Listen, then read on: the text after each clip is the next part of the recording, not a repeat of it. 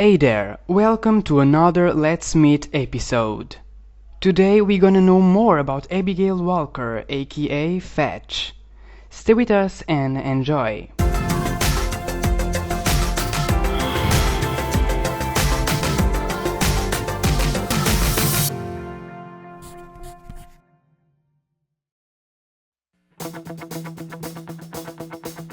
Abigail grew up in New Jersey, not knowing she was one of the many convicts who survived the anti-race fair. It all changed, however, when her powers awakened somewhere in her late teens, causing her parents to try and turn her over to the authorities, knowing they were essentially sending their daughter to prison. To prevent this, Abigail's brother Brent Walker ran away from home with his little sister, going from city to city. In the process, the pair grew desperate for comfort and came across a group of drug dealers and became addicted. Brent was the first of the two to get clean, and realizing that the DUP's authority didn't extend beyond the border, so he made plans to sneak into Canada and told his sister not to use her powers and thereby not attract any attention to them. Abigail started to get clean when one day Brent came back missing some teeth, a consequence of the gangs he was running with. On the night the two were about to escape from Seattle, they were ambushed by the Acorans while Abigail was getting their money. While Fetch was able to get away, Brent was not so lucky and was captured. Abigail then made contact with Brent's former employer Shane, whom took advantage of her naivete to manipulate her into helping him with the gang war with the Acorans. When Brent was finally found, Shane took him prisoner and forced Abigail to continue helping him. Unfortunately, with the DUP on to them, Abigail has become a dangerous liability and Shane attempted to kill her in a homemade gas chamber. Not only had he failed, but Abigail's rage allowed her to pull through the trap, which led her to negotiate a new deal with him. Either he hands over her brother or she picks apart his gang and his operation piece by piece. Left with no other choice, Shane arranged a final confrontation with Abigail at the Crocodile, where he stuck her with a drug-fueled needle and it resulting as killed her brother, leaving her emotionally down and defenseless as the DUP took her away to Cordon Cay. Over the next 2 years, Abigail was trained to use her powers offensively with the help of another convict, Eugene Sims, using his powers to provide holographic targets leading up to her brother's murder. With the tale complete, Augustine reveals that Shane is in custody and offers Abigail the chance to kill him, a deal that Abigail accepts without hesitation. Abigail's initial attempt, however, instead blew a hole into the outside world where Shane tried to escape, with the APC and with Abigail in hot pursuit. Thanks to the DUP's unwilling assistance, Abigail catches up with Shane and slowly takes her revenge upon him, with Augustine declaring her ready. She has her released into the military custody alongside Eugene and Hank. On that day, the military transport containing Abigail and the other convicts crashed near Salmon Bay thanks to Hank. Vowing to use her newly acquired skills, Abigail built a sniper's nest in one of the city's largest neon signs. She also set up an altar dedicated to her brother in the alley where he was killed. In the next 2 weeks, Abigail tracked down and assassinated 21 of Seattle's drug dealers, elaborating tributes to her brother at each crime scene.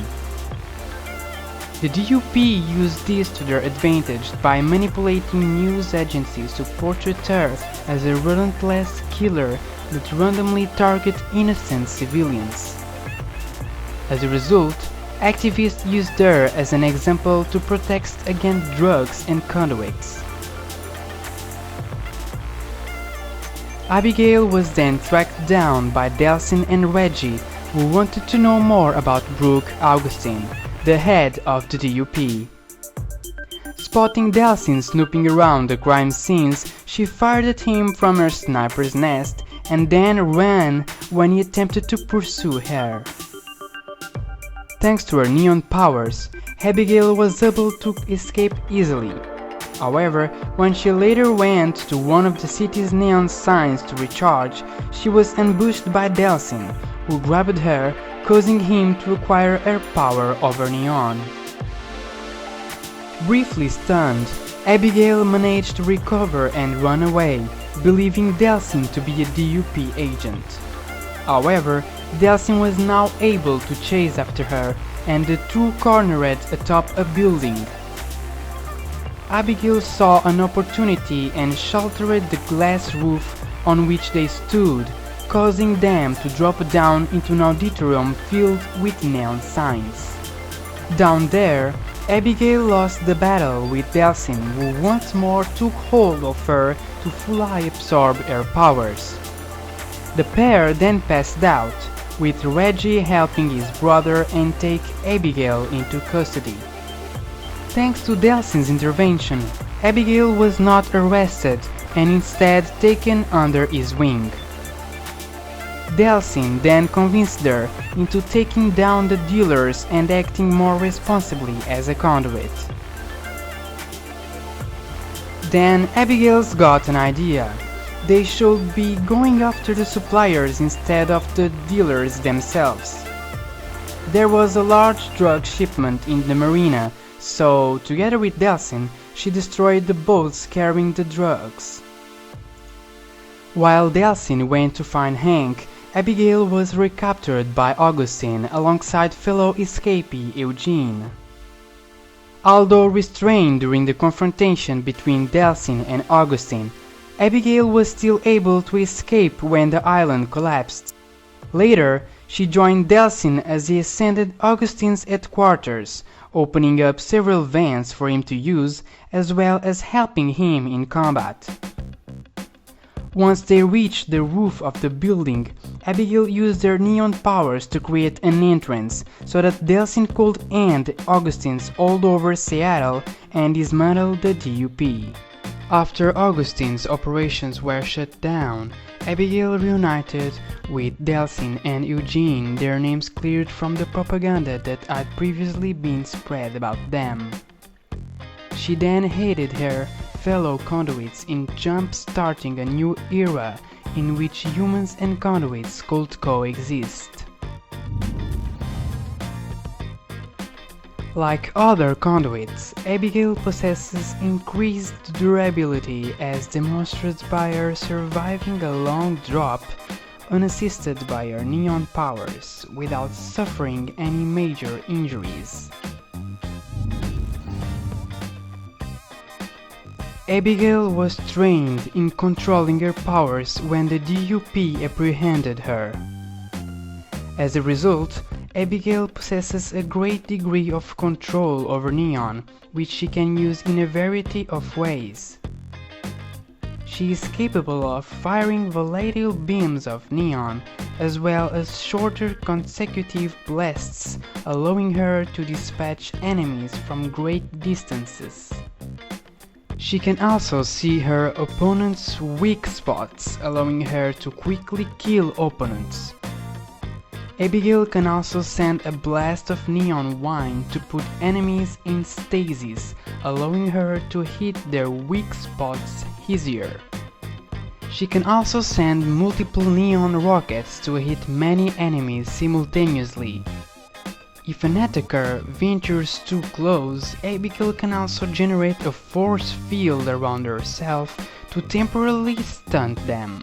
As for close combat, she uses fast punches and kicks powered up by her neon energy. Abigail is also capable of transforming herself into Neon to move around at superhuman speeds, jump large distances, and run up vertical surfaces. Like Delsin, Abigail is able to use neon thrusters to slow her descent. Finally, she is able to produce a singularity which draws in enemies for a few seconds before generating an explosion.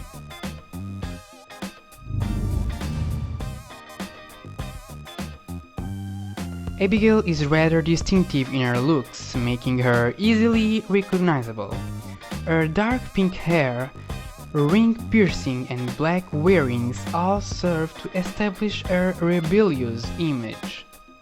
She wears a white shirt with a pink skull wearing shades and putting a finger to its lips, covered by a worn green coat with pink patterns on the back and sides, with the sleeves slightly tucked up, along with a waistband. She also wears dark red shorts over black ripped tight leggings and dark lavender pink boots.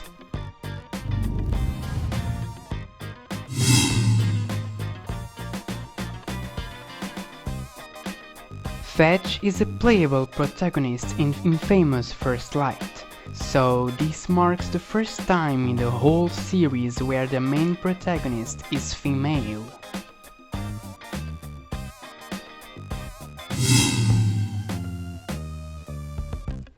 Abigail Walker learned her melee attacks by watching anime, as revealed in First Light.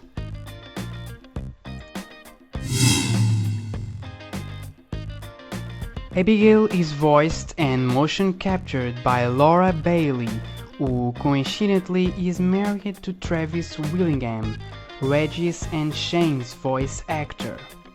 Ironically enough, she has severe antagonist relationships with both men, in the case of the latter going so far as to kill him. Abigail's powers could be seen as a reference to the mutant Jubilee from the X-Men series, who also possessed light-based powers.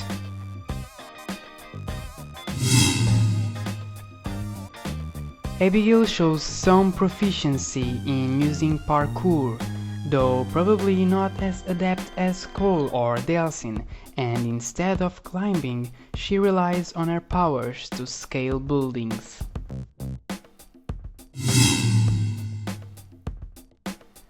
According to Infamous Paper Trail game, Abigail is 23 years old. The game also reveals that her parents have been wanting to re-establish contact with her since the death of her brother Brent.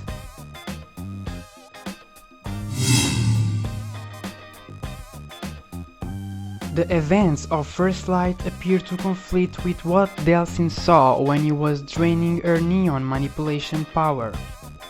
Although this could be explained by a combination of drugs she was taking at the time combined with the psychological trauma of Brent's death distorting her memory.